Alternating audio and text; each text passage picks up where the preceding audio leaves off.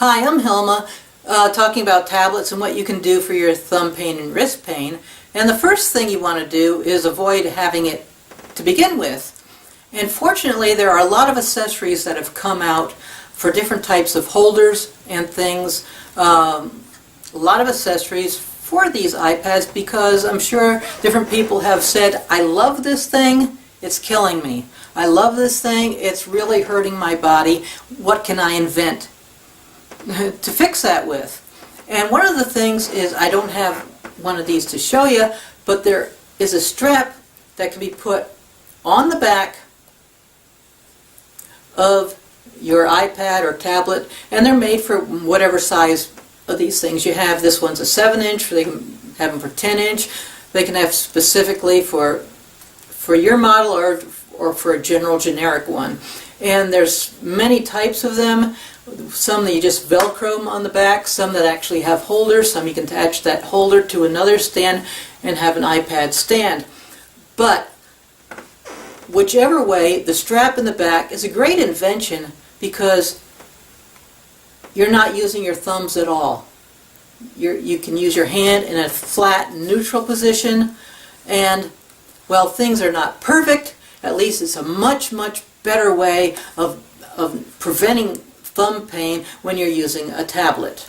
Now this won't get solving your texting problem with a smartphone, but if you're using a one-handed tablet to do games or watch movies or read a book, or if you're on the go and doing charts. Now these things were never made for doing doing your office work on entirely, but people do that anyway. But anyway, we'll just get to what you can do about the thumb pain you already have. Now I might also mention, if you're using a holder like that in the back, you may notice discomfort eventually in your shoulder and in your arm here. So the tendency will be to put your elbow on a table if you're not in a situation where you're running around like you're an ambulance person or something taking notes, in which case you can prop your arm against your ribs here. That'll help a little bit. But the tendency may be to lay your arm, your elbow, on a table. Well, you never, ever, ever, ever want to lay your elbows on a hard surface. It's not a bad idea propping it up on the table, but you want to use a very well padded surface. Now, if you're on the go, take a hand towel with it, put it in your backpack, roll it up, or a foam piece of pad that you've cut up. Anything to prevent your elbow from resting on that hard surface. Why? Because you can cause nerve impingement in your elbow, and that would affect your little two fingers, numbness in your little fingers. It's called cubital tunnel syndrome, and it's not the main reason you get numbness in those little two fingers. The main reason is forearm imbalance in that side of the forearm. So go back to your forearm videos, and even if you have problems from resting your elbows on the table, working those forearms really good on that side will make a huge difference.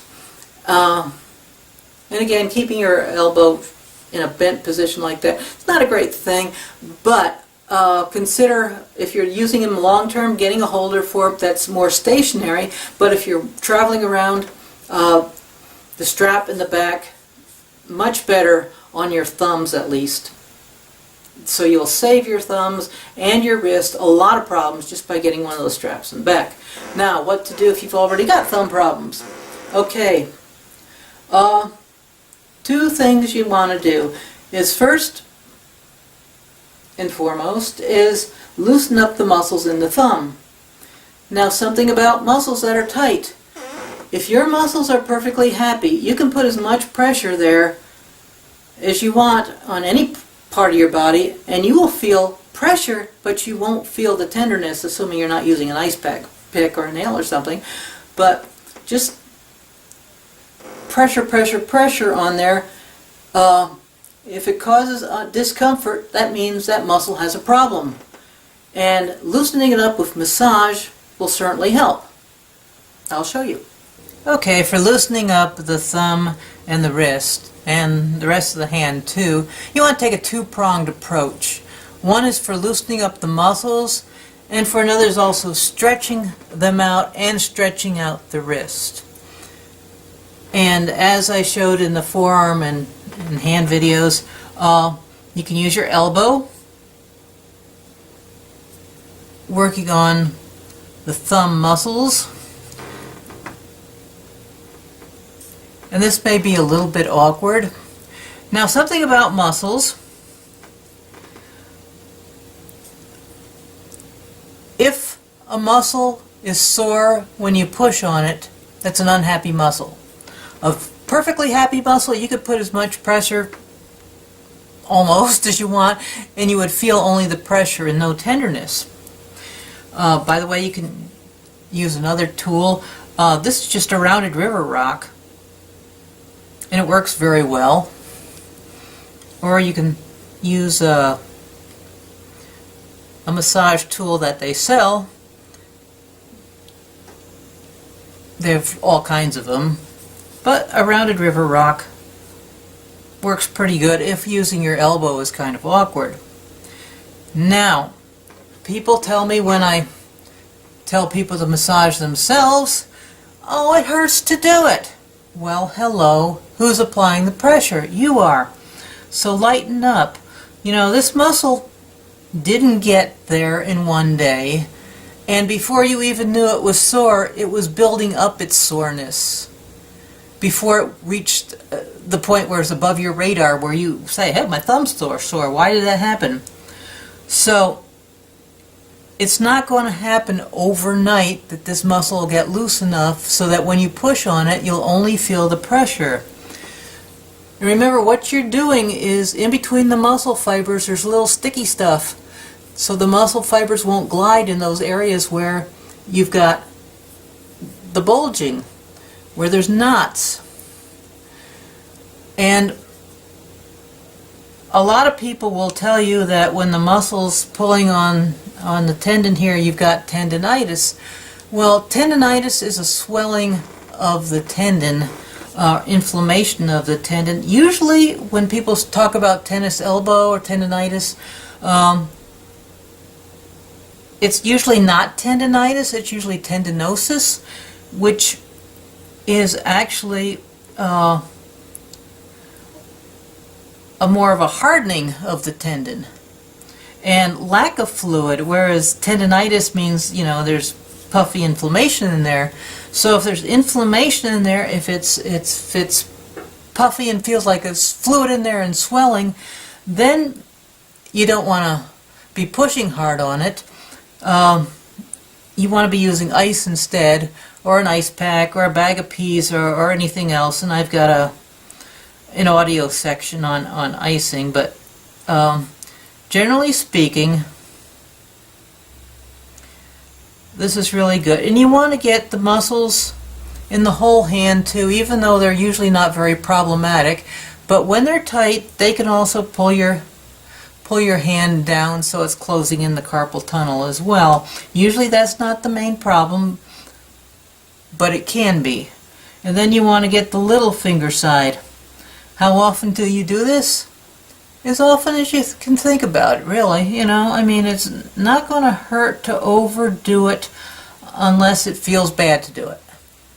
And by bad, I mean, you know, if you're going gradually into it to where you're not going, ow, that hurts, then it's okay.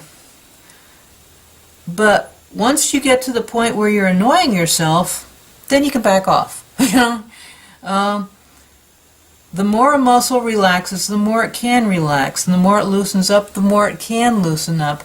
So at first, you're not going to be able to do very much.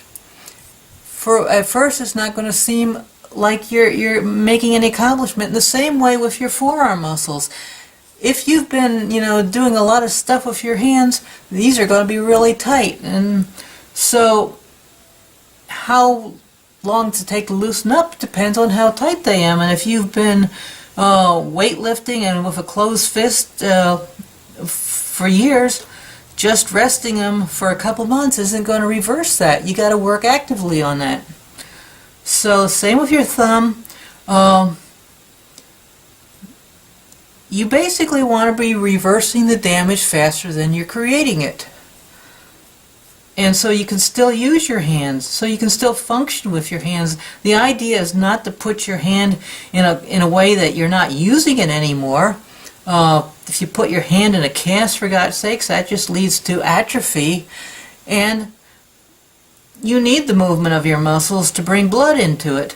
But you also want to try and do everything you can not to overuse them by using tablets or reducing the amount of time you're texting or whatever. But anyway, you get the point.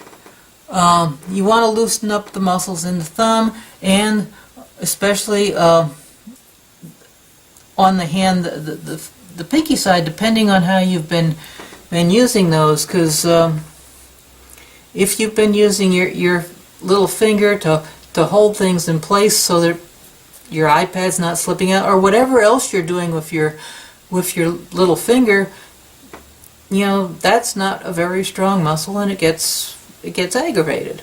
Okay, so you've been pulling the wrist in either by using your iPad or by using some other thing that you've been doing, whether in the factory or a hobby or whatever, something that does that. So if you're feeling the tenderness on the little finger side, you want to stretch outward, little finger side, and back. And let me just move the camera back. So if your little finger side is the part of your wrist that's hurting, you want to stretch backward and in the direction of your little finger, the direction outward. So backward and outward, little finger direction. Now you can grasp it with you want to have your arm straight, and you want to pull back. You never want to force anything. Anytime you force anything in a stretch, you're in danger of ripping something and it's not going to be good. So you never want to stretch beyond the edge of comfort. And whether you have your hand on the front of your palm or whether you're pulling from behind, whichever is comfortable, but you want to go outward and backward. Outward meaning little finger side, and backward. Now doing this also helps with cubital tunnel, which is an elbow impingement of the ulnar nerve. The ulnar nerve goes into the little finger and half of the ring finger. So it's good for that too. It's also good for stretching out the forearm muscles on that side.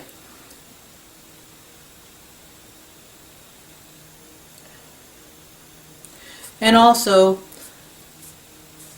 as I said in the forearm video, loosening up the forearm muscles with your elbow on the little finger side, as well as the rest of your forearm too, but especially for that if you're having problems on that side of the wrist or you're having numbness in those two fingers. Now for the thumb, you can grab the whole thumb, especially you don't want to grab, you know, the hitchhiking part. You want to grab the whole thing from the base and stretch thumbward and backward, thumbward and backward. Again, never forcing anything, and you can do repetitive ones. And in any stretch, when you first start stretching something, you're going to meet muscle resistance because a muscle wants to protect itself, and the nerves inside the muscle are going to tell it, hey, wait, you're overstretching.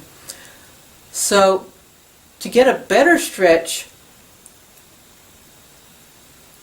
move in the direction that you're moving the muscle after you stretch it. For example, I'm stretching it out, I'm going to meet some resistance, then I'll use my thumb muscles against my hand to try and pull my thumb back Well, it's not going to go there because my hand is pulling it outward.